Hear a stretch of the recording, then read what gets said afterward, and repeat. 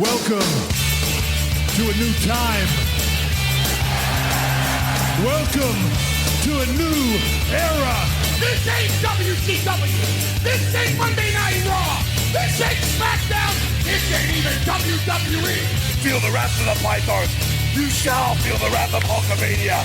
This is where the power lies. And that's the bottom line, because Stone Cold said so. He put hard times on Dusty Rhodes and his family. I got a 66 and 2/3 chance of winning because Kurt Angle knows he can't beat me and he's not even going to try. It's time to step into the squared circle and get it done. Welcome everyone to Legends and Champions, coming to you live to tape.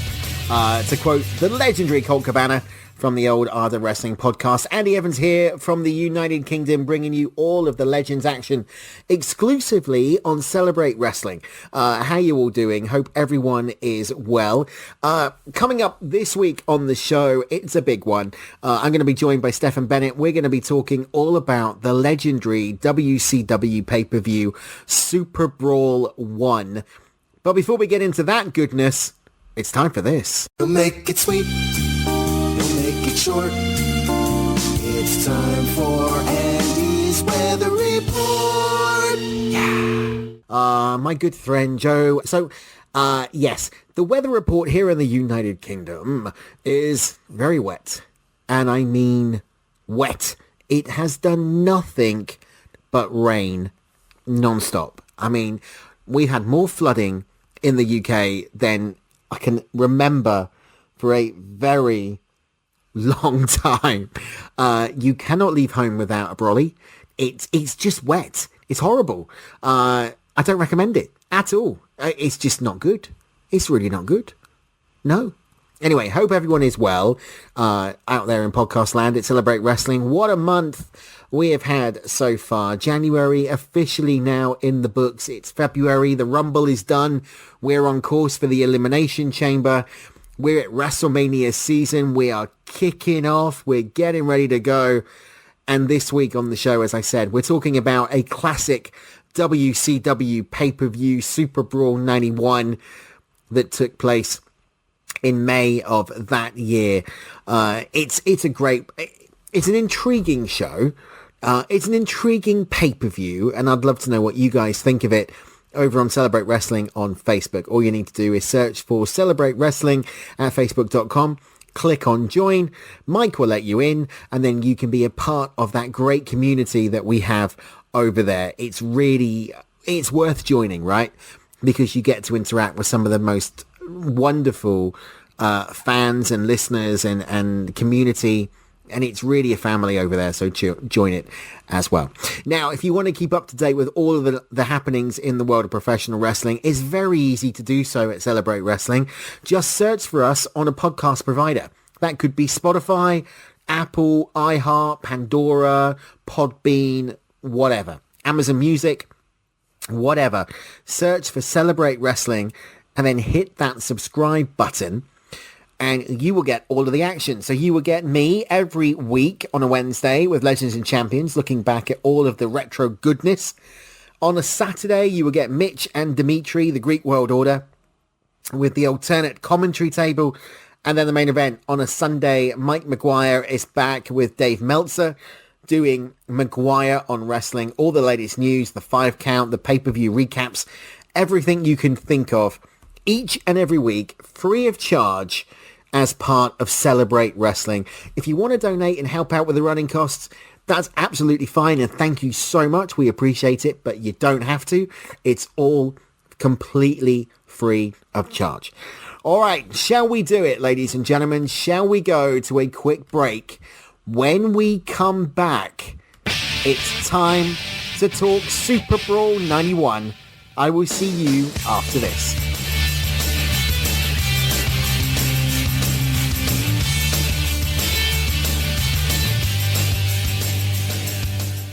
The alternate commentary table, ACT, brought to you by the Celebrate Wrestling podcast feed.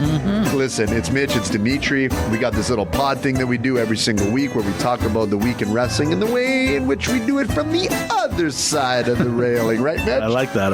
We're coming at it because we love it, we hate it. The alternate commentary table, ACT. Download it anywhere where you're getting your podcasts. Sure.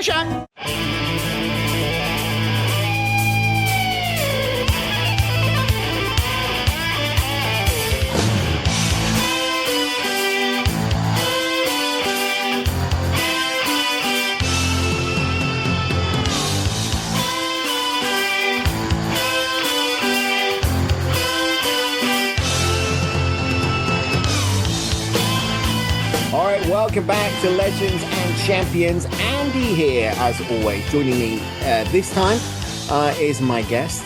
Stefan Bennett is back. Welcome, Stefan. Thanks for having me. I had such a blast. So I decided to come back again. Now, I promise everybody that we're not going to do a 2-hour mega show, okay? There isn't enough to cover on WCW Superbrawl 1.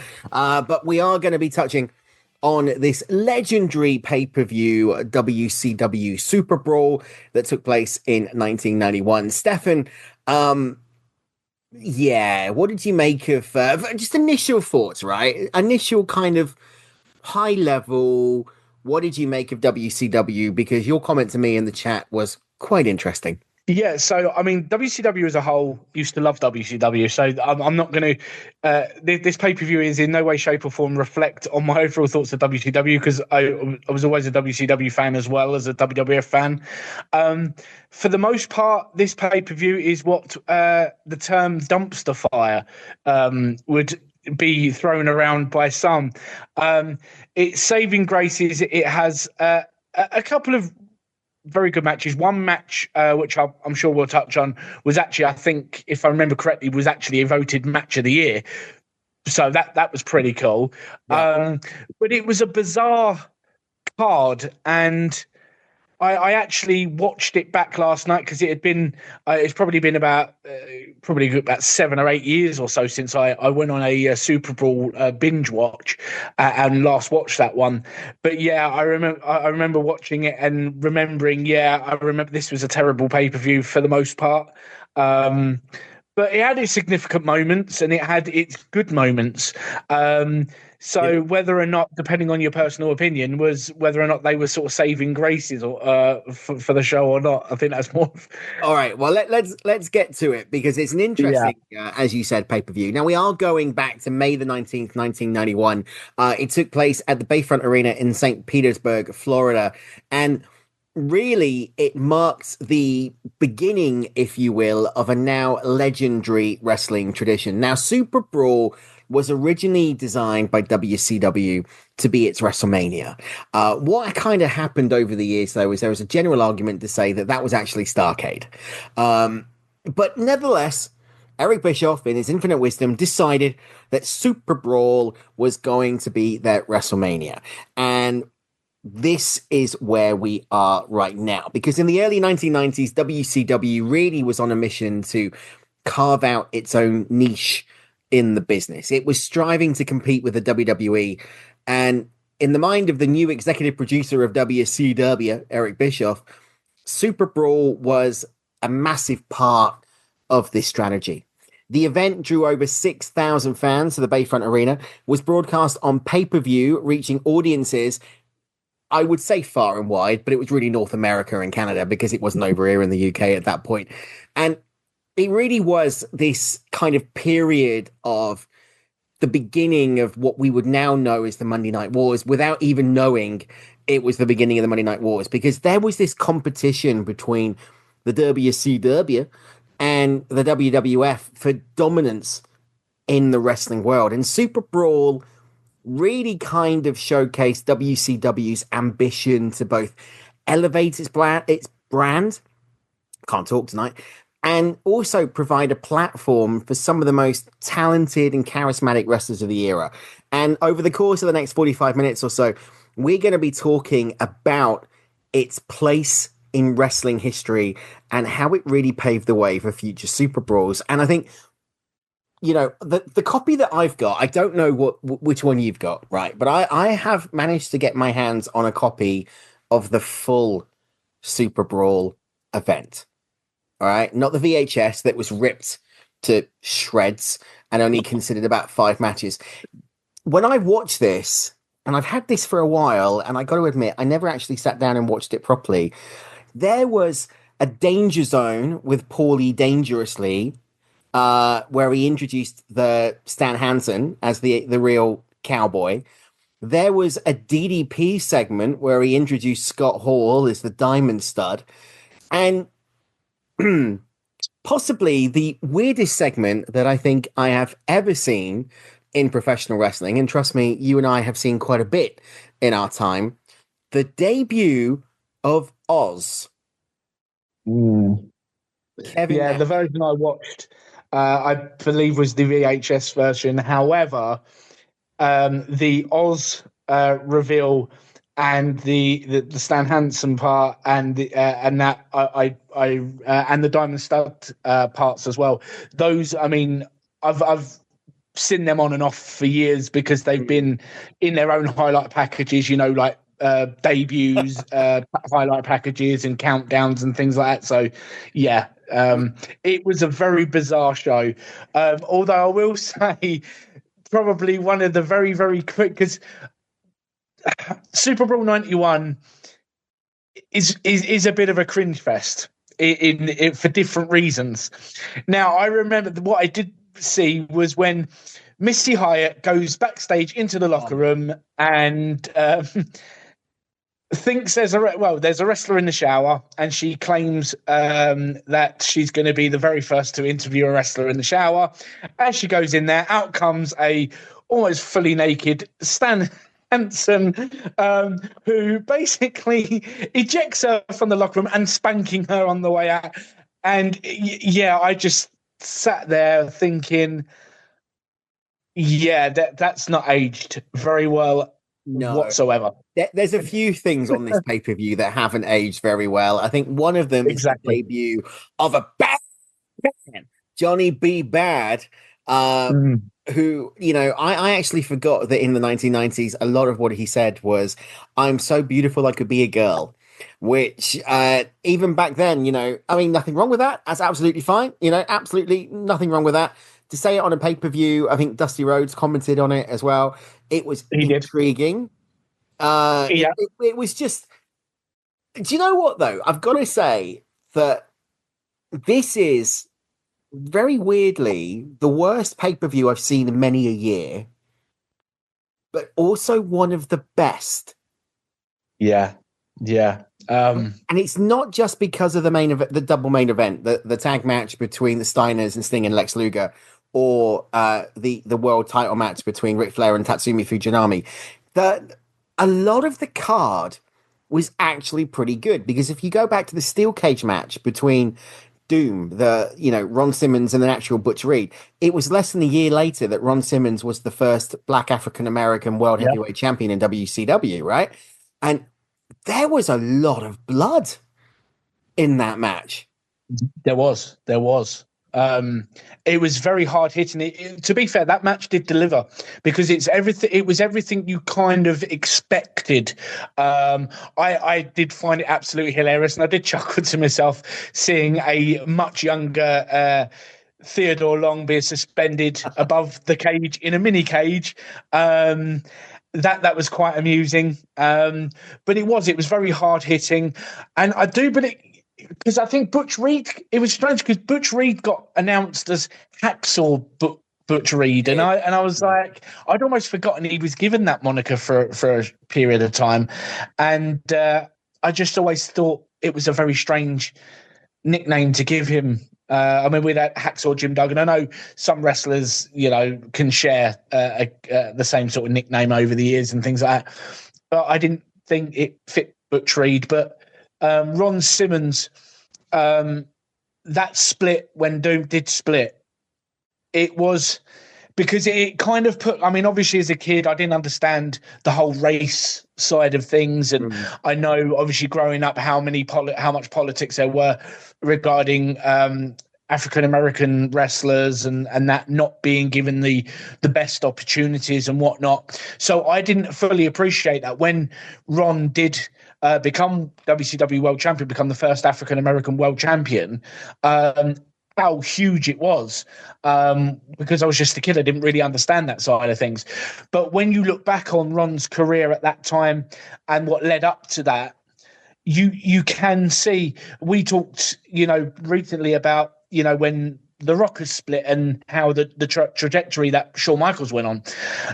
Ron Simmons went on his own, and he had the makings of being a star. And I do still feel that if times have maybe been a little bit different, Ron Simmons could have had an even more stellar career than what he actually had. I kind of disagree with you there, because I think that this is where it's nice having someone to bounce off. I kind of disagree with you there, because I kind of think that Ron Simmons had a phenomenal career. I mean, he is Hall of Famer, right? I mean, not only being the first Black African-American World Heavyweight Champion in North American history, because I think that was more than a political statement by WCW. That was a testament to how the guy could work. I think really in Ron's career, he only had one negative, and that was debuting as Marvin the Martian in the World Wrestling Federation as Farouk Assad, right? That was the weakest time in Ron's career. But then you flip that 18 months after the debut. Not only have you got the Nation of Domination, which is still one of the most talked about and potentially controversial stables in history, you've then got the APA with Bradshaw. And I think actually, if you look at the career of Ron Simmons, I don't think he had a down period apart from maybe. I don't want anyone to misunderstand what I mean. When I say better career, I don't mean as though he didn't go on to have a fantastic career, because he did. He had a great career. What I mean is in terms of a main eventer, world champion caliber, because we knew he had that in him. What I meant was when he won that world title, beyond that, he was never really ever used as a big star after then. And that's what I mean by his career, not being as stellar as maybe what it could have been. He had a fantastic career, absolutely. We'll take nothing away from him. And having met the guy's absolutely, he's a hoot, as what JR would probably say. He's a hoot. He's an absolutely hilarious guy that just seems to just love life.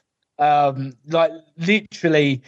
When I met him, he had Charles Wright, who obviously the Godfather, Karma / and so on with him, and the pair of them together, Ron just always seems so happy. I honestly, you could feed off those vibes that he had, and and I just think that it would have been lovely to have seen him being used in that main event role more often than what he was, because I do think he still had so much more to offer on that level, than what we saw. Maybe when he was running the nation, if maybe Vince and his team had looked, had seen him, what they had, I still think the nation could have been successful as well with Ron being, a main eventer there and challenging for the title. I was going to say, do you think, I mean, this is kind of going off the subject, but this is what we do. Do you think that the World Wrestling Federation in 96, 97, when Simmons debuted in the company, did they miss the ball by not putting the championship on Simmons? I don't necessarily think they missed the trick with not putting the title on him, but I definitely think, bringing a guy in with his reputation and what he had already achieved, I felt they did him dirty. I putting that silly dome on his head and, and it was almost open for ridicule. I know it kind of went with the times, but there's a difference between someone coming up into your company who's been, a worldwide renowned world champion, Ron Simmons, and someone like Manta or Duke the Dumpster Drosy, or the Goon. Hey. Don't Come on. criticize the dumpster, all right? Well, no, criticize the dumpster all you want, but don't do it on my show. I was always surprised with with the World Wrestling Federation because I did always think, was it a rib on AOL Time Warner having Ron Simmons come in as this Marvin the Martian style, character? Because that's really what he kind of looked like, right? With the outfit and everything else. And of course, WCW at this point is owned by AOL Time Warner. So it makes you think, was it a rib on them? We'll never know. I think the biggest rib was him being paired up with Sonny. But that's a whole separate conversation that I don't want to get into right now. One thing that I do want to touch on, though, is the commentary team, because what was really unique about WCW at this time is they really had 3 different announce teams, and the way they presented themselves was very different.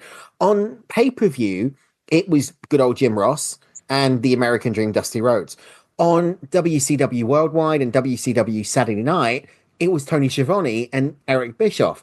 All 4 men played a prominent role on this pay-per-view. Bischoff is the host, Schiavone in the Gene Oakland style role, and JR and Dusty Rhodes on the commentary team. We're accustomed at this point in 1991 to having Gorilla Monsoon and the Brain Bobby Heenan. So really, how did this feel compared to the World Wrestling Federation? Well, I mean, to be fair, I've always been a fan for the most part over the years of the World Wrestling Federation's commentary teams. I've always really enjoyed, even back when Lord Alfred Hayes used to be on it, representing the UK, you can't argue there. But, everything I used to even enjoy it as more so when I was younger. Vince on commentary, because of the way he used to, the uniqueness of his delivery and of his lines, and that I used to love that. And anyone pretty much could work with Vince, but I used to love the guest stars when you'd always have great fun listening to Vince with like Roddy Piper on commentary, Randy Savage on commentary, which to be fair was probably way too soon in his career to be stuck on commentary. It wasn't really until we ended up with the likes of Byron Thaxton and that on commentary that I really thought it was a load of dross, and it was terrible. WCW, same thing. I've always enjoyed their commentary teams that they've had. When you look back at, like, for example, Superbrawl having Dusty Rhodes. Dusty's great to listen to. Dusty's just I could listen to Dusty for hours. There was one thing in particular I did enjoy about his commentary. It actually came in the match, which we might touch on shortly, which was the Barry Windham, Brian Pillman tape knuckles match, which I'll mention that then. But the dynamic was great. And, and I think JR, you could tell JR loved having Dusty calling the action with him. The way he speaks with him was with the utmost respect. There was a great chemistry between the two of them, and it worked. It really did.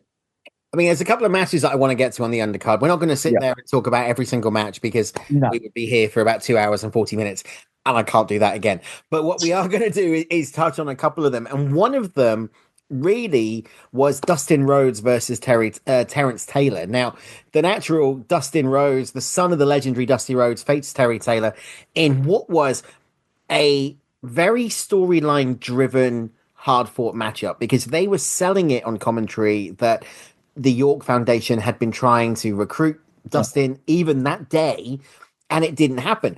But what was really cool about this one was not only did you have Terrence Taylor, who was trying to get rid of the Red Rooster moniker, and it was only last week on this show, 2 weeks ago on this show now, that we talked about the Royal Rumble and Terry Taylor returning and being eliminated very fast. I think that was the 1993 one. But I forgot how good this York Foundation stable was, because not only did you have Terrence Taylor, who could work, but was never given a shot really in the World Wrestling Federation. You had a very young, now Terry Runnels, coming out looking absolutely stunning. And you also had Mr. Hughes as the security guard.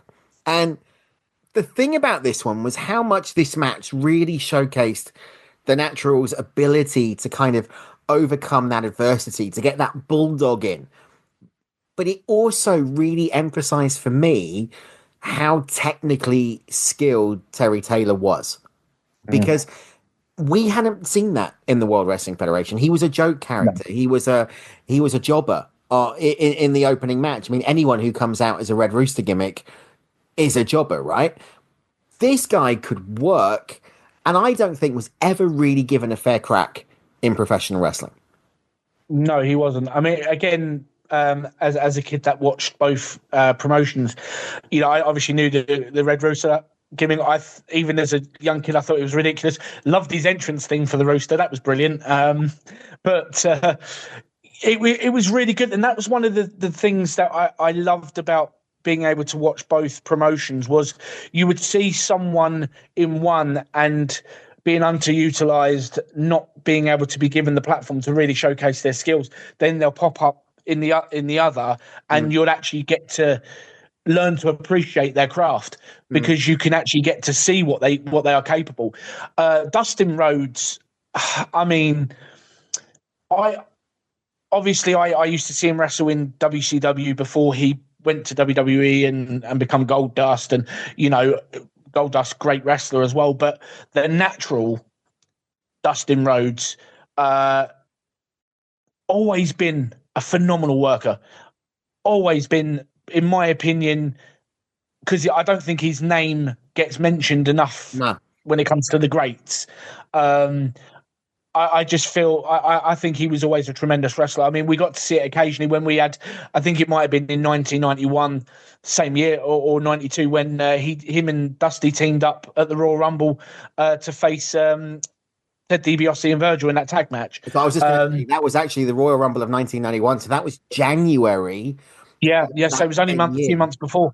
And now we're in May, and he's back in WCW. So, you know, I think people do forget that Dustin Rhodes had a run in the WWF prior to Goldust. I mean, the Dusty Rhodes character, the American Dream with the polka dots, you know, it was a rib, right? It was a rib.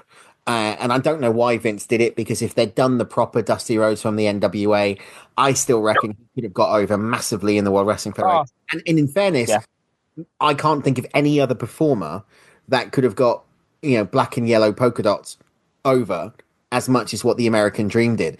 But, you know, Dustin Rhodes, the biggest regret, I think, in professional wrestling, or the biggest missed opportunity, is not putting the world strap in a company on Dustin Rhodes. Either, and I'm not necessarily saying WCW, but I think at a push in the World Wrestling Federation, when Goldust was at his peak, right, when it was the most controversial, he was in that feud with Razor Ramon for the Intercontinental Championship. There was a case, I think, for Goldust to get the World Wrestling Federation Championship. The problem was the character. And again, that's a conversation for another time. And the era, we weren't ready for that. You know, that sort of flamboyant character becoming the World Wrestling Federation champion. But actually, you put Dustin Rhodes in with the Hitman Bret Hart, or with the Heartbreak Kid Shawn Michaels, or we know Razor Ramon, Scott Hall, he could get a 5-star match out of anyone. And I think that, you know, Dustin never really got the fair crack that he should have got in pro wrestling. And instead, you know, it's all about Cody. And, you know, and I'm not trying to diss Cody, you know, guys at the ACT, I think Cody's a pretty good world champion, but I think it's all about Cody, and I don't necessarily agree with that, because actually if you put these two together, which they did in AEW quite a few times, I still would say Dustin is higher in terms of Cody Rhodes. I mean, it's interesting. It is interesting, like what you say about maybe putting the strap on Dustin, maybe as Goldust. I mean, you talk about, it would have been good if putting him in the ring with the likes of Bret Hart, Shawn Michaels, to name a couple. But, you know, Triple H become one of the biggest stars in the company. Well, he's running the place now. Great in the ring, Hunter Hearst Helmsley. He had some fantastic matches on the mid card with Triple H. We know he could. You could put Dustin Rhodes in the ring with anyone, and he would give you at least a 4-star match. At least a 4-star match. If you give him the time, the opportunity, just go out there, do your thing with whoever, he would deliver. I don't know whether it was because, Dustin's some of his personal issues may have hindered him a little bit. Maybe not. I don't know. It's not for me to say, but yeah, I do think it's unfortunate that he wasn't given that opportunity. But then again, it goes to show it was a sign of the times in the WWF where you had your small collective of top tier stars, then you had the ones that were just underneath it, then you had your mid-carders and so on. Yeah. And I think that's, especially during the mid-90s towards the Attitude Era, where the World Wrestling Federation suffered with not making the most of some of the talent they had, and maybe even ridiculing some of the top talent they had. Like we talk about Ron Simmons as Farouk, and because the gimmick that he had. If they put him in as Ron Simmons, the All-American, the one we knew, or just know him in Farouk and just still put him as a main eventer, it would have worked. That I think Vince was a bit naive and didn't utilize the big names. I mean, we talked about Lex Luger recently and how we felt they wrongfully packaged him and used him in the World Wrestling Federation. Oh, totally. There's so many people, a lot of people, not talking about Vince as the person or anything. A lot of people spent so many decades calling Vince McMahon a genius, which to an extent he was, but he was also very, very naive, cynical, and made a lot of errors and had a lot of missed opportunities. Oh, absolutely. And I totally agree with you. But whether or not the demons were there or not, if you look at the overall career of the Natural or Gold Dust, or whatever you want to call him, or even what he is now in All Elite, he is in my view, a certifiable Hall of Famer. And there's an argument to state that actually, if you think about someone like the Hot Rod, Rowdy Roddy Piper, he didn't need the World Championship in order to his legacy. And there is an argument to say that. But this was really unique hearing Dusty on commentary, because they obviously acknowledged the fact it was Dusty's son. Dusty was very personally involved in this one. But I have to say, I loved the fact that the computer came out. The old 1991 computer. It's just, anyway, let's touch on the other match before, we got to move on. There's a couple of things I really want to get to in this, but one of the other matches was the one that you've referenced, and that is Barry Windham versus Fly-In Brian. That's my Gary Michael Capetta impression, because this was a match that showcased both athleticism and technical skill. Pillman was known at this point as the light heavyweight. He was the high-flying maneuvers. He had the relentless energy. Barry Windham, a Four Horsemen member, a seasoned veteran, was brawling. It was technical. And the match really was back and forth. Both competitors kind of displayed their unique styles. Both Pillman's agility and Windham's experience made for a contest that really did, and you could see this in the arena, had the audience on the edge of their seat. Yeah, and it really got me. Dusty's commentary in this match, it was because I remember he said he referred to Barry Windham as arguably the best wrestler in the world today, and like literally just nailed it. And then about 2 minutes later, he goes, "There's a moment where sort of Windham's sort of in the corner asking the ref to get Brian to back off a little bit because of like the closed fists and all that. And then Dusty then turns around and says to him, "You're in the ring, Naddy. You can't be crying about it." I was like, you literally just called him the best wrestler in the world, and now you're calling him a crybaby. And I was like, oh, Dusty. And it's just one of the other reasons why you just go, Dusty, I love you and I really miss you, because that is just Dusty being Dusty. It's just so unpredictable what would come out of his mouth, but you just listen to every word. But it was a very obviously I don't remember the lead up to this match for the context of it. So when it came on, I was kind of like, oh, I forgot about it. And then I sat there thinking, this is a very, out of the blue type of match. Putting Brian Pillman in there with Barry Windham of all people, and it's a taped fist match fight. So, and I was thinking, I don't know what the context is, and I tried to do a little bit of research, didn't really find very much. But it was a very good showcase of both of them, and it was a very good match. It was entertaining. Far from the best match of the night, but it was grueling, and I thought they both delivered extremely well in that match. Oh, I totally agree. And I agree with you. It wasn't the best match of the night because the best match in the night is upcoming. And that's El Gigante facing off against Sid Vicious in a stretcher match.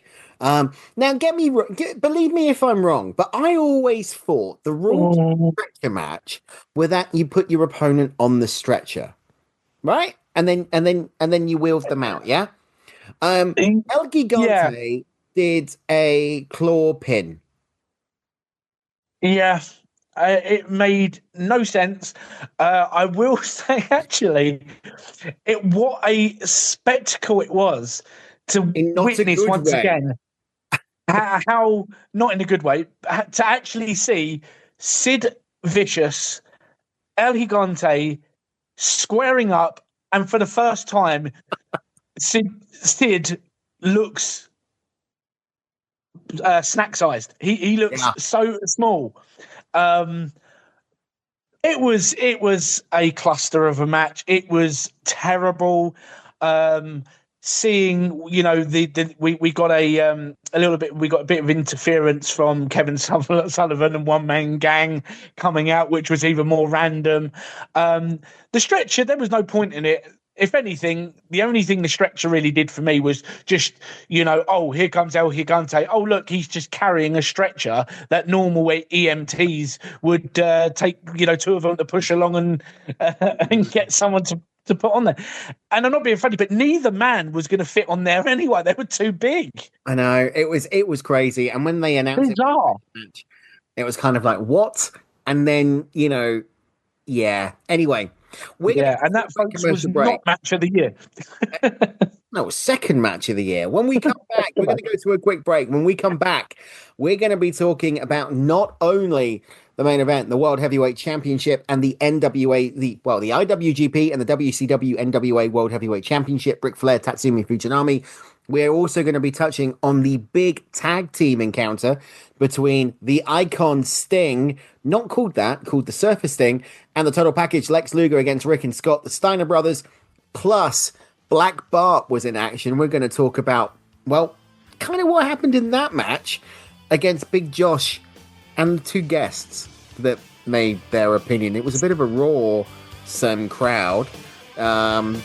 Take that for what you want. We're going to go to a break. When we come back, more of Legends and Champions. We will see you after this.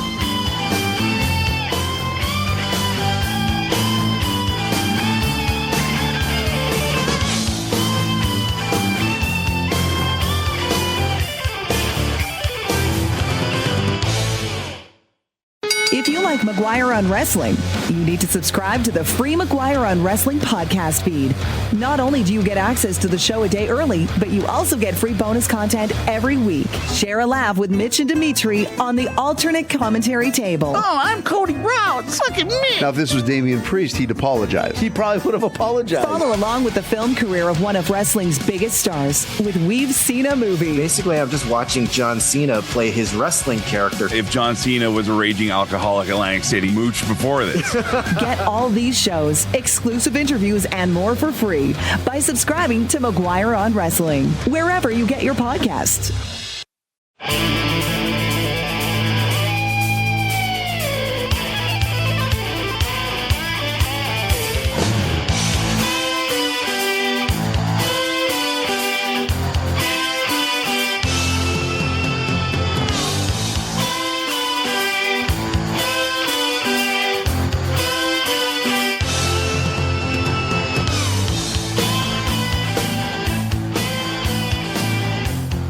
Welcome back to Legends and Champions. Andy here with Stefan, still talking about WCW Superbrawl 91.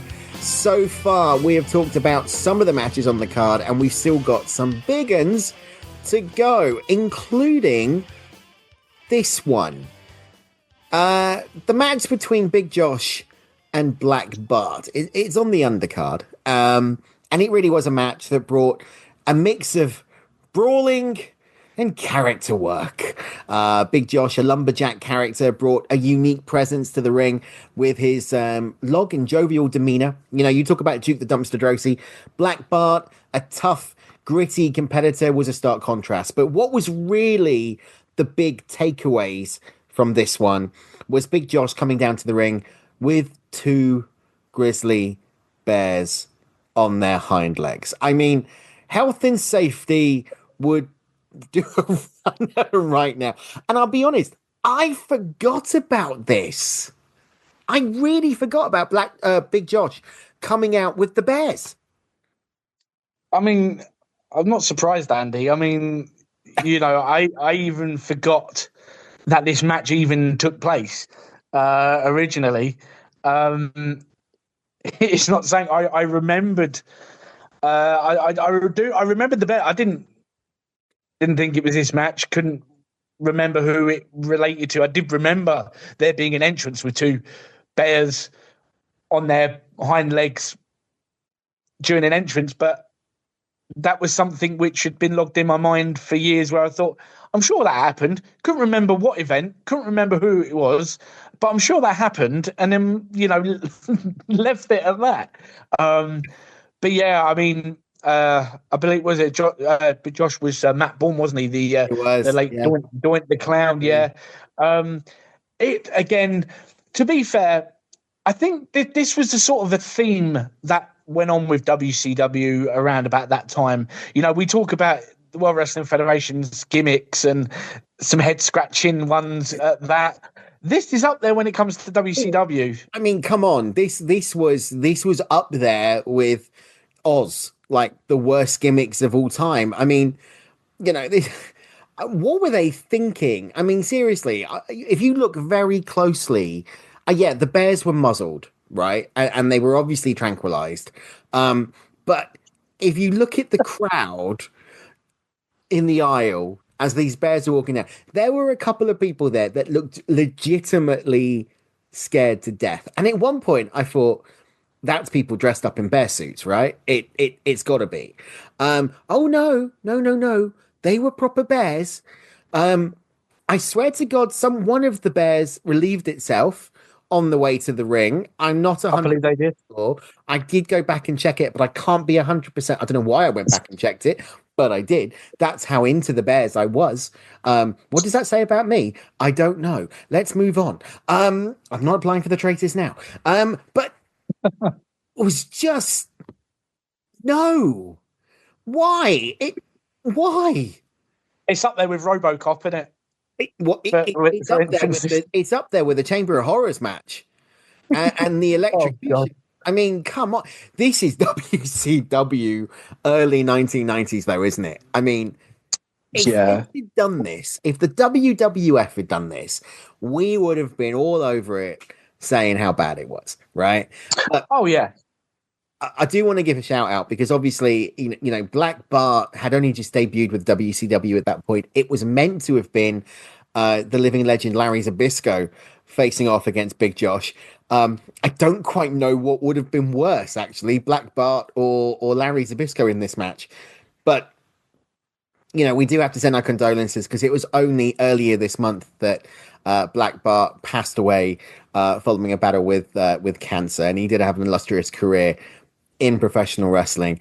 But I'm sorry, nobody could have made this match a catch as catch can classic. I mean, it was not. Yeah. It wasn't. Yeah, I mean, but that's the thing though. I mean, I think it's also, I think a lot of wrestlers, they get a lot of stick for matches like this when I sit there and I really think these things and go, I don't think it's on them. You know, I don't think it's on them at all. But I mean, whoever's idea it was to get 2 live bears to accompany Josh out for an entrance. I mean, I have no idea how that was even thought to be made possible.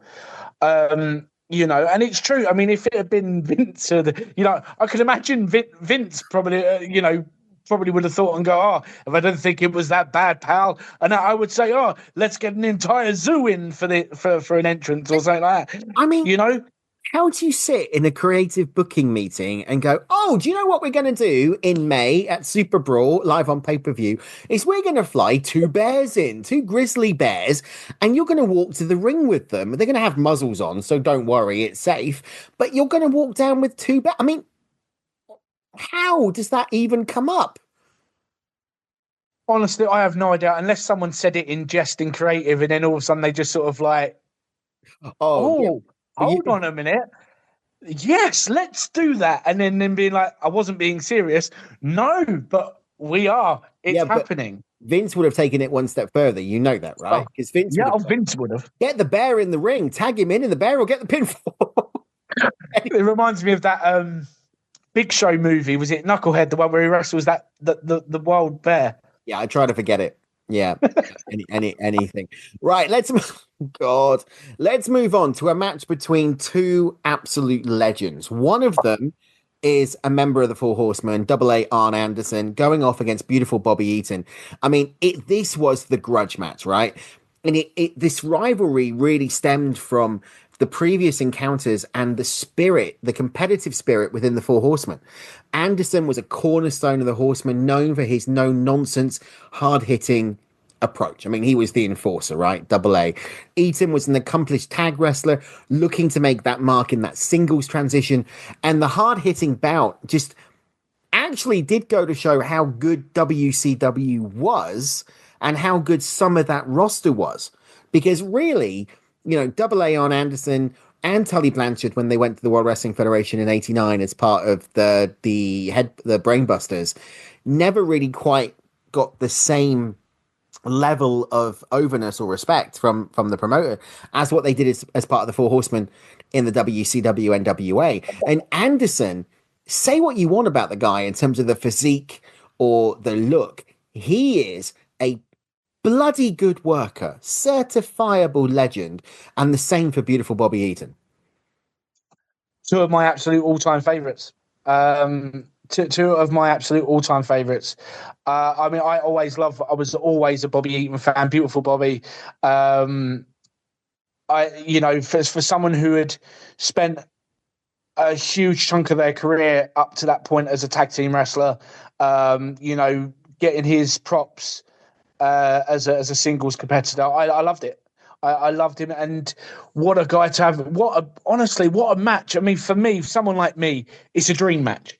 It's a dream match. It's two of my absolute favourites. And honestly, this was one of my favourite matches of the night. This was probably, not taking anything away from the main event, which we'll get to, this was actually my second favourite match of the night. I mean, okay, all right. I didn't expect that because it was up there. For me, it was, they promote this as being a double main event between the World Championship and the tag team match that we're going to get onto next. For me, actually, this was a triple main event, and that was up there. Arn Anderson and beautiful Bobby, Dangerous Alliance, Paulie Dangerously had referenced it in that Danger Zone segment earlier on in the night. It was a match that you can, regardless of the time, regardless of the fact that it was 1991, you can pick that match up now, you can watch it, and you can enjoy it for what it was. And, that's just like when you go back and watch Ric Flair versus Ricky the Dragon Steamboat at the Chi-Town Showdown in 1990, or at Wrestle War 1990, or when you go back and watch, I don't know, Sting versus Vader at Superbrawl, or Sting versus Lex Luger, or whatever, right? Hogan versus Warrior at WrestleMania 6.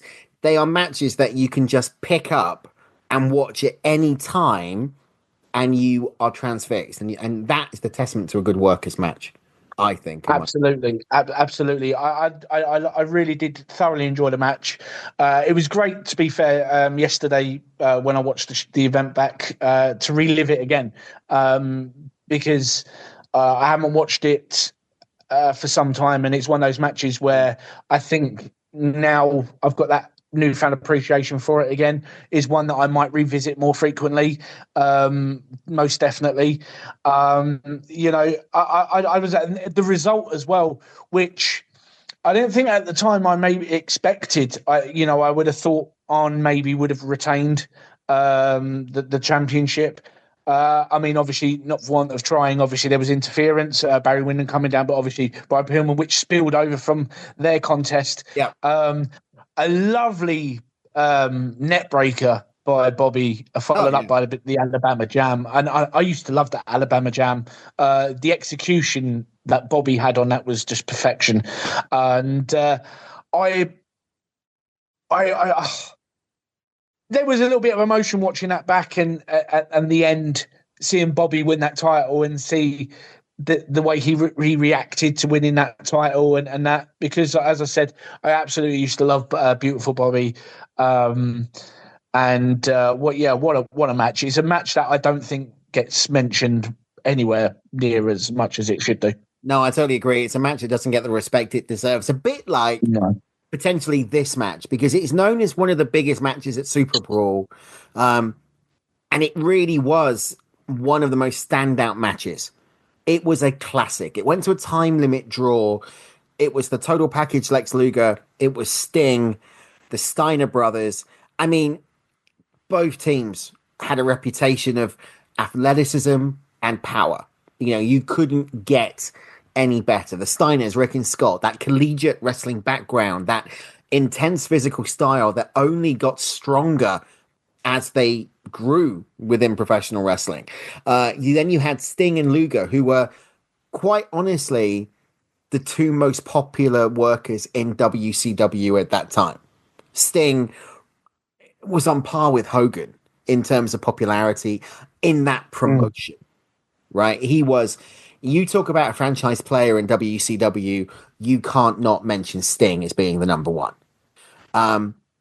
And what this match did was just combine strength with charisma. And what I really loved about it is a subtle thing, the video package they did at the beginning, which was that classical sort of music to the background. And you saw it. I mean, it was beautifully done for 1991. And once these two got in the ring, there was a respect there. You could see it, but the gloves were off and they went for it. And I think it went for about 20 minutes. I'm just going to get the actual time.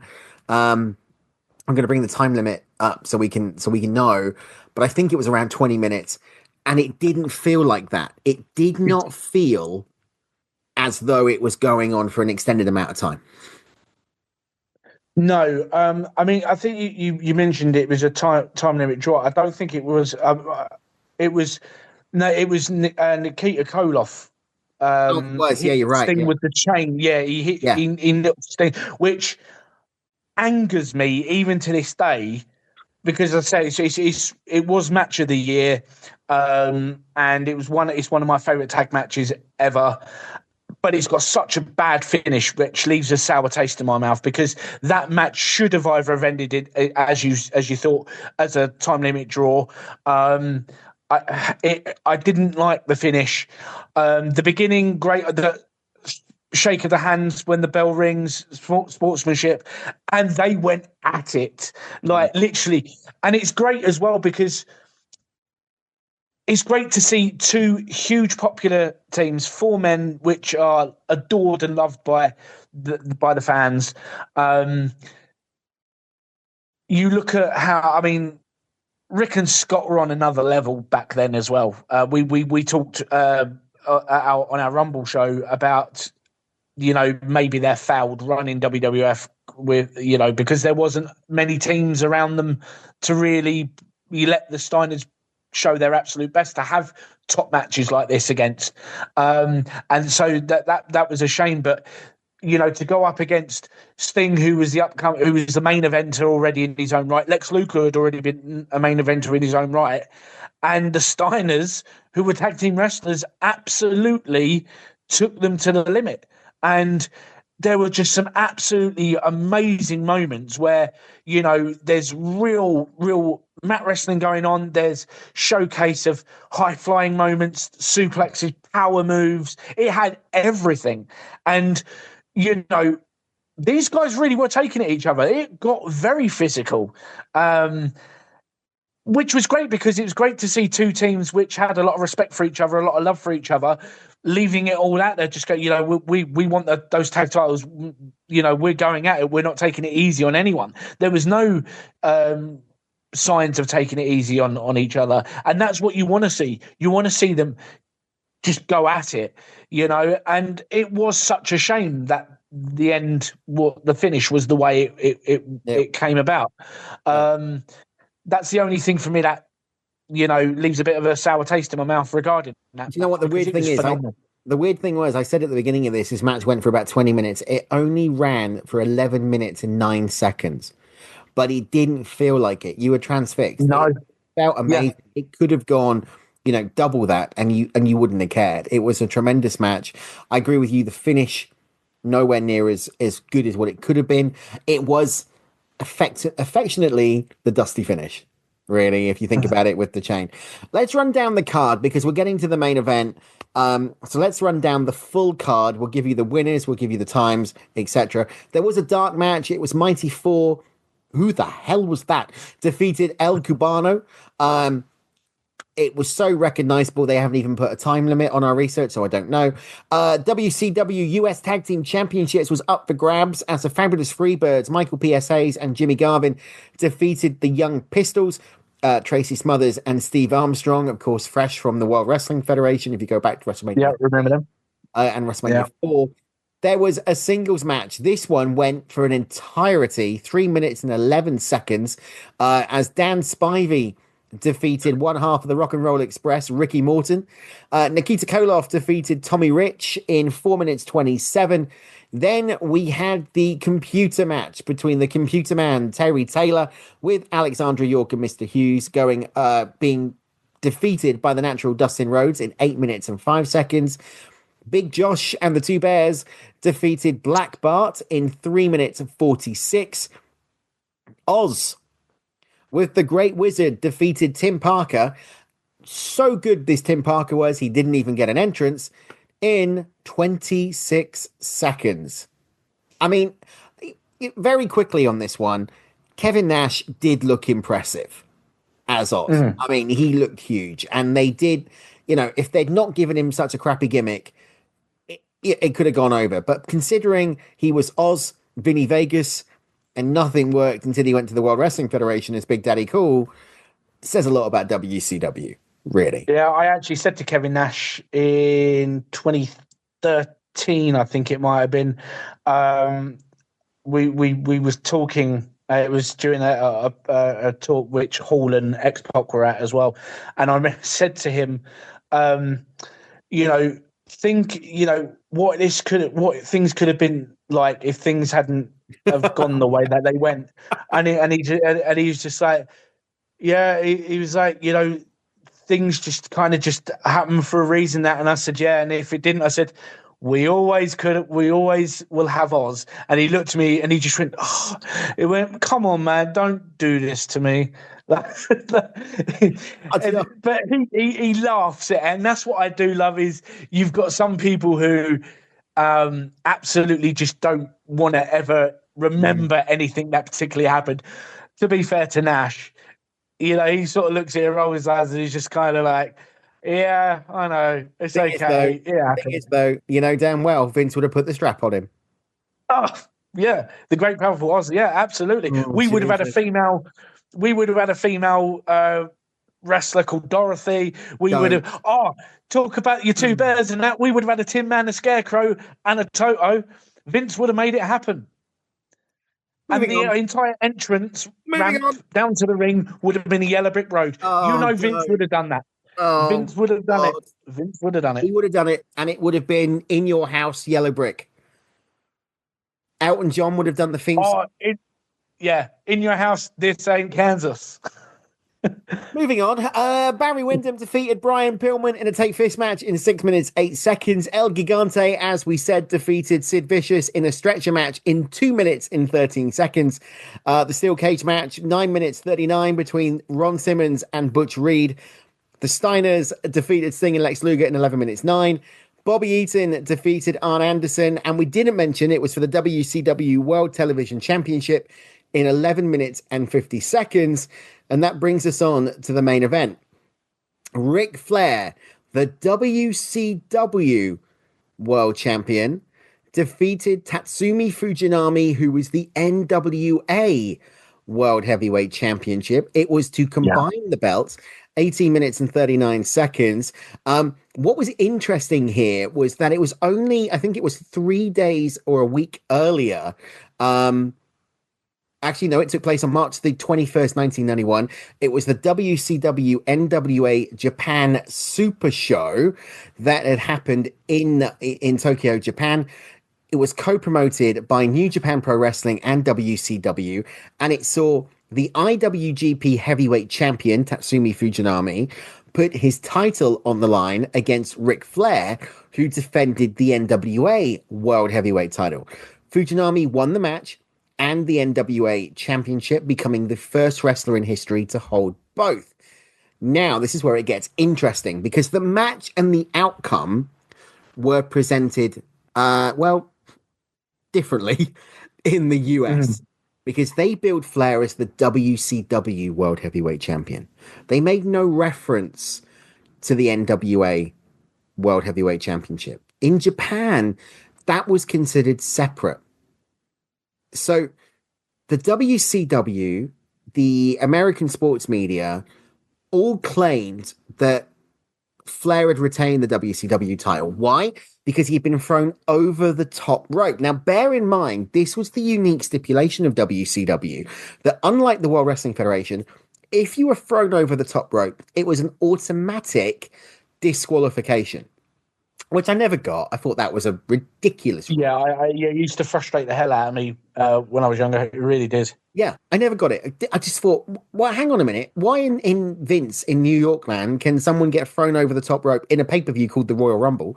Yet in WCW, isn't it all the same, right? And then you watch the NWA anyway. So Superbrawl's main event was really geared up about Ric Flair getting revenge, regaining that NWA World Heavyweight Championship. And they really did kind of go all out as saying that Flair was the hero in all of this. He was representing the USA. And they really worked to make him the face in this match. And what I've really got to say is it was bloody brilliant. It really was. It was a fantastic match. It really, again, for me, controversial with the ending, with the finish. Yeah. But it was great. Again, two different styles. Flair looked fantastic. Fujinami, to be fair, I can't remember what age he was at that point, but he was getting on. He was late 50s, I think. Yeah. And he's going toe to toe with arguably at that time, depending, if you're pro Flair, one of the two probably the best wrestlers in the world at that point. And yeah, my God, what a showing. What a showing. And I feel the decision it was obvious why they went with the winner, with Flair winning it. And obviously it was starting a new era with that. But the finish for me, obviously Flair does roll up, handful of the tights or the trunks. The referee that counts, it's right in front of him.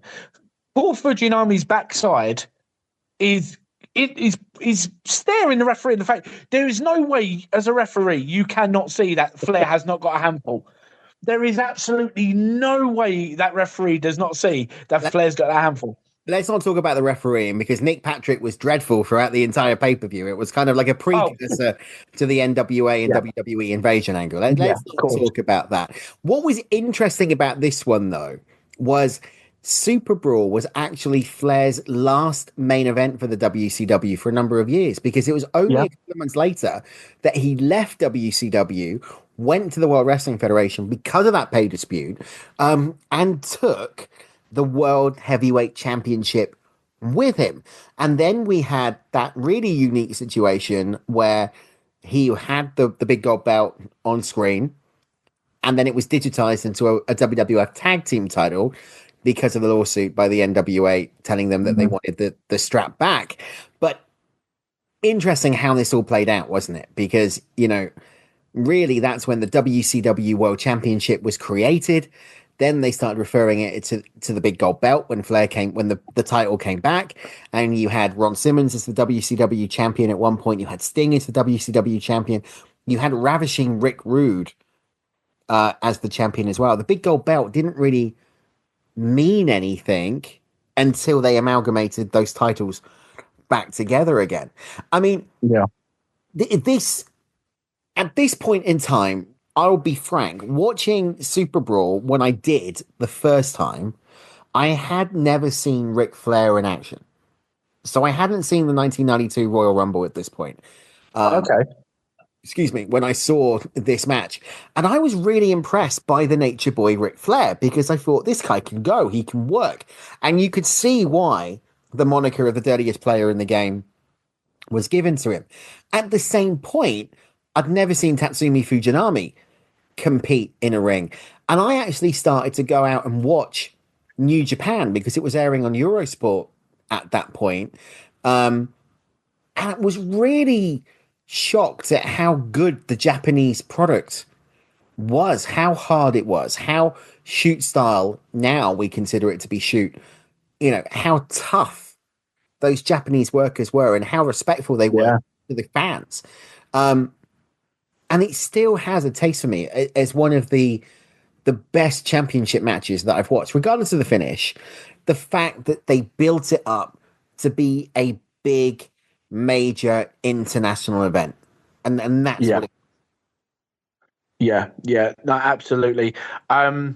Which, to be fair, cross-promotion events, main events like that to that magnitude should feel a huge deal. I still think it's a shame we don't get enough. All right, some people may say AEW have done a lot of stuff with New Japan over the last few years and stuff, but we don't get enough of that. Which I mean, I remember the only time I really started getting into watching New Japan was to watch The Great Muta, because I'd seen clips of some of his matches, and I was kind of like, oh, okay, I quite like this guy. And, and I would go and watch some New Japan to watch The Great Muta. When I found out that Hogan was wrestling Muta, I was like a kid on Christmas, because, being at that young age, a Hulkamaniac, I'm thinking, oh my God, Hogan's going against that guy. And lo and behold, I'm watching Hogan actually wrestling. And fair play, and I do think a lot of people still give Hogan a lot of hate and say, oh, the guy couldn't wrestle and that. No, I just think it's, at the end of the day, when you're working for a big promotion in the United States, you do what's asked of you. And Vince says, oh no, you big meaty muscly man, you go out there, you do this, and this, sends everyone off home happy. In New Japan, no, they take it very, very serious. You go there to wrestle. And Hogan, to be fair, showed his skills and had a great match with Muta. So I do think it's unfortunate that we don't get enough of this. Maybe it's like an annual event, or every so many years we actually see the best of what the United States have to offer against the best of what New Japan has to offer. Yeah, but the problem on that magnitude. Yeah, I do agree with you, but I think the problem with that now is a lot of New Japan is not where it was. No, 90s, right? And even to a degree back where it was even 5-10 years ago. I mean, you've seen the range. Neither are WWE. No, exactly. The whole landscape's completely different. Yeah. I totally agree with you. But I mean, if you look at the superstars that are there, the Young Bucks in AEW, Omega in AEW, primarily, yes, the occasional New Japan. You've got Jay White in All Elite. You've got Julia in NXT. NXT. To NXT. So it's really intriguing to see how the landscape of professional wrestling has changed. Although I do think, if you want to talk about cross promotion, the TNA NXT crossover is going to start giving us that type of thing.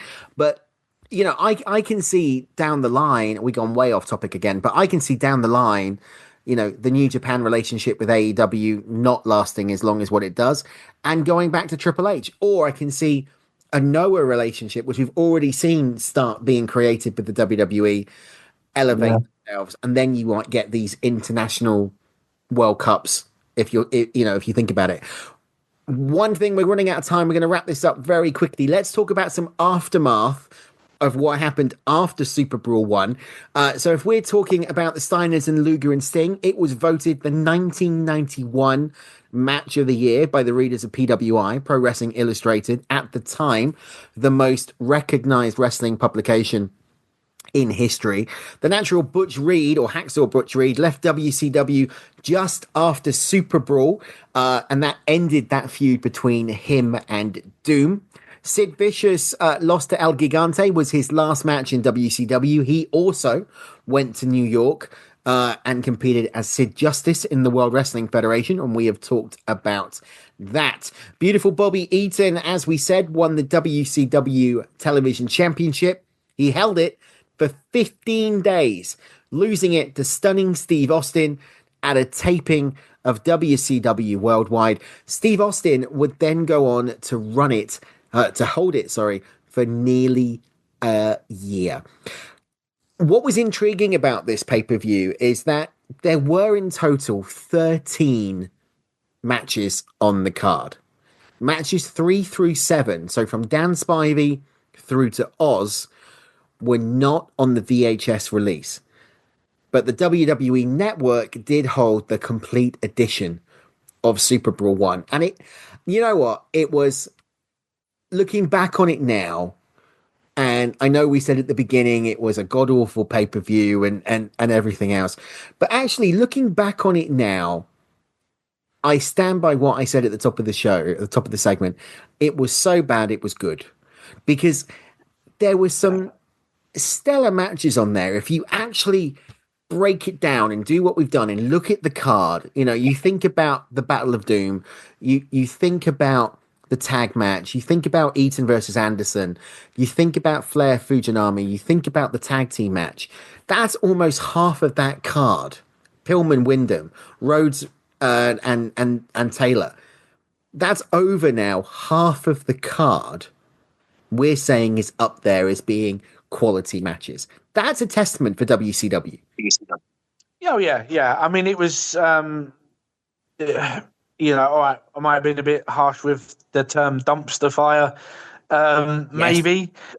But I just see it because I think the way it because of those other matches that weren't, it was, for me, it was a lot of unnecessary filler that just wasn't very good.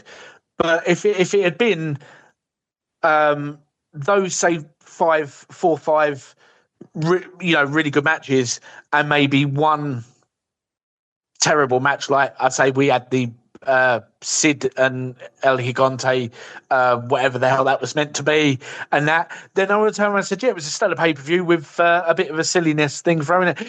So, yeah, I get that. I kind of retract my statement a little, but a WrestleMania type show, it was not. Oh, God. But was it? It wasn't up there. Nowhere near that. Okay. All right. It wasn't WrestleMania quality. Although probably better than WrestleMania 9. Ouch. Okay. Ouch. I was going to say to you, was Super Brawl 1 better than WrestleMania 7? Oh. I'm going do you know what? I'm going to say no. Oh, okay. I'm going to say no. I don't know why. For me, Mania 7 still sticks out a lot more. I mean, there are plenty of people out there probably thinking, oh, you know what you're on about? Of course it was. And, I do think it's a very valid argument. I wouldn't, for me personally, I preferred Mania 7 a tad, little bit more. But that's probably nostalgia reasons. I probably have more of affinity for Mania 7 than what I had for Super Brawl 91. Do you know what? I was going to cover WrestleMania in a few weeks when we get to WrestleMania season, but I really feel like changing my plans and doing WrestleMania 7 next week, where we do the battle of the two super shows, WCW Super Brawl and WrestleMania 7. So that's what we're going to do. We're going to do WrestleMania 7 next week. Would you like to join me to talk about the event from the LA Stadium in the Los Angeles Memorial Coliseum in Los Angeles, of course, not New York, in 1991, WrestleMania 7, the career-ending match, and the match between Slaughter and Hogan. Would you like to join me next week to do the Battle of 1991? Absolutely. Yeah, I'd love to. Okay, that's completely thrown my plans go out the window. My schedule's gone. I've got to rechange all my advertising. So there we go. You've heard it here first. WrestleMania 7 next week. Then we won't be touching WrestleMania until WrestleMania season, but this is too good a conversation to do. That's it. Talking about Super Brawl. Stefan, thank you for joining me. Before I let you go, though, A to E. We normally do 1 through 10. I'm changing it to A to E because I forgot the criteria that I normally do. But A to E, what would you rate the Super Brawl pay-per-view, remembering this for next week? Okay. So obviously A's the best. I'm assuming. And E's like we just don't go there anymore. Okay. Do you know what? I'm going to give it a B. I'll give it a B. Based on those 5 matches that we agree were very, very good. Wow, that's actually higher than I've given it. So I've given it. Yeah, I'll give it a B. Right. I mean, if we was doing like B pluses, B minuses, and that, I would have gone like a B minus. But you can do whatever you want. I mean, it's A to E, right? Yeah. You can do whatever you want. But you've got a B. I've got a B. So let's see. Next week, when we talk about WrestleMania 7, will it beat a B and a C? We'll find out next week. Stefan, thanks for joining me, as always, here on Legends. We're going to go to our last break. When we come back, we're going to talk about something. I don't know what, but we'll talk about it in just a second. We'll see you after this for more Legends right here on Celebrate Wrestling. See you in a second.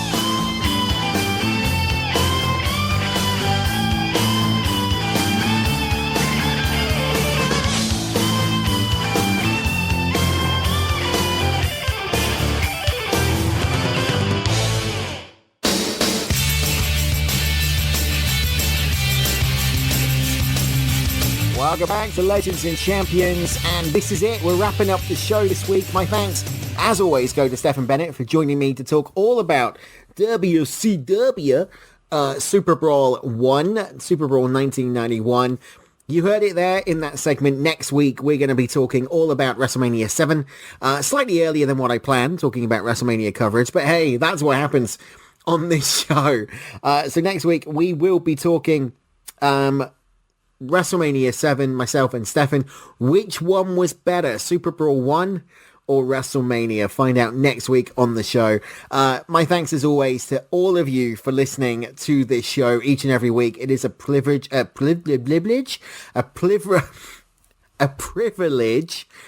a pleasure to do this, and I look forward to welcoming you back next week. And don't forget, all this week on Celebrate Wrestling, you can join in all of the fun with Mitch and Dimitri on the alternate commentary table, with Mike on McGuire on Wrestling on Sunday. We will see you next week. Until then, my friends, so long, farewell, see you at the matches.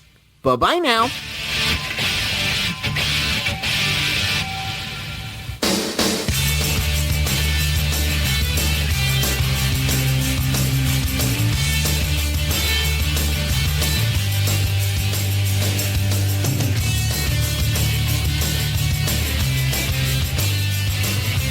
This has been Legends and Champions with Andy Evans.